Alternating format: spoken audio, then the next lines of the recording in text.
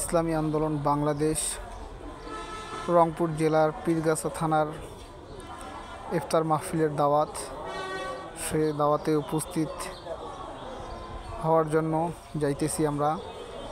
আমি এবং ইসলামী যুব আন্দোলনের সভাপতি তাহমিদুর রহমান রতন ভাই ও এটিএম গোলাম মোস্তফা বাবু ভাই, রংপুর জেলা ইসলামী আন্দোলন বাংলাদেশের সম্মানিত সভাপতি ও ইসলামী ছাত্র আন্দোলনের সভাপতি মোহাম্মদ আবু বকর সিদ্দিক সহ আমরা যাচ্ছি।